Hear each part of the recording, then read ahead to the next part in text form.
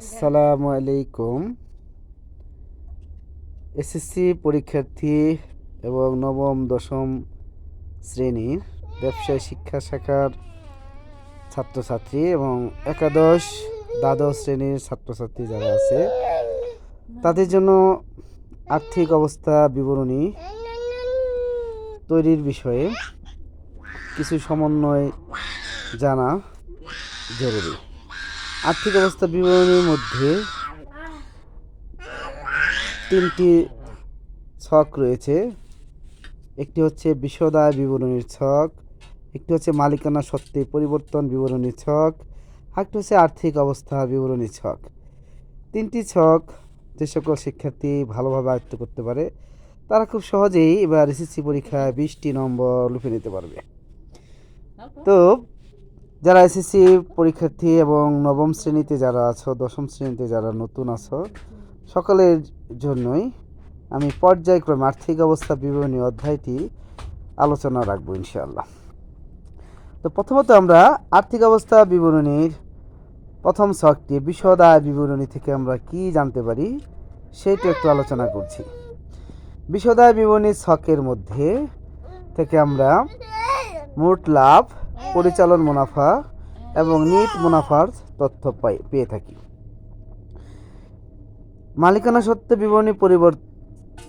সত্ত্বে পরিবর্তন বিবরণী থেকে আমরা প্রতিষ্ঠানের নেট মূলধন কত থাকলো সেটা আমরা জানতে পারি।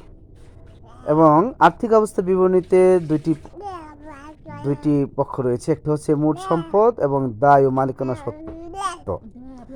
মোট সম্পদ সমান দায় ও মালিকানা সত্ত্ব সমান হয়ে যাবে। একটি প্রতিষ্ঠানের জন্য আর্থিক অবস্থা বিবরণী খুবই গুরুত্বপূর্ণ। তোমরা বিশদায় বিবরণীতে কি কি যায় সেটা আমরা প্রথম আলোচনা করব। বিশদায় বিবরণীতে হচ্ছে আমরা মোট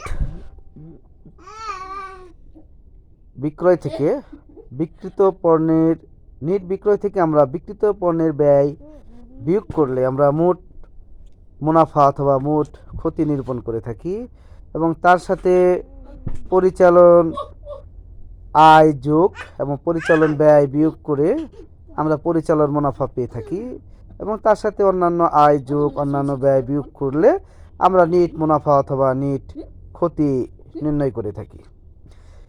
এরপরে আমরা মালিকানা সত্ত্বে পরিবর্তন বিবরণীতে আমরা প্রতিষ্ঠানের প্রারম্ভিক মূলধন, তার সাথে অতিরিক্ত মূলধন, মূলধনের সুদ যোগ করে এখান থেকে উত্তোলন বিয়োগ করে দেন নিট মুনাফা হলে যোগ করব, নিট ক্ষতি হলে বিয়োগ করব, এখান থেকে আমরা নিট মূলধন পেয়ে থাকি। এরপরে আমরা আর্থিক অবস্থা বিবরণীতে মোট সম্পদ নির্ণয় করতে প্রথম আমরা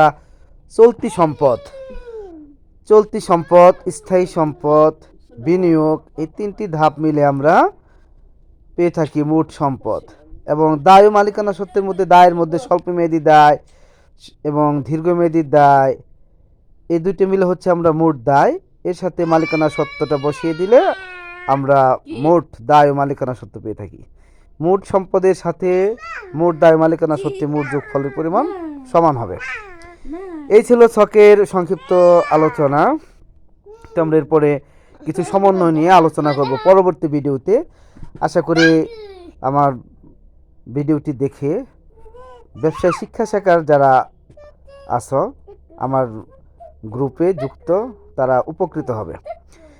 তো সেই সাথে নতুন যারা ব্যবসায় শিক্ষা শাখা নেবে তাদের জন্য একটি কথা, কমার্স ডিপার্টমেন্ট থেকে খুব সহজেই তোমরা ভালো ফলাফল অর্জন করে ভবিষ্যতের জন্য নিজেকে তৈরি করতে পারো। ধন্যবাদ সকলকেই। আর যারা আছো বর্তমান কমার্স ডিপার্টমেন্টে যারা বর্তমানে আছো তারাও আমার এই ভিডিওটি থেকে আশা করি উপকৃত হবে। ধন্যবাদ।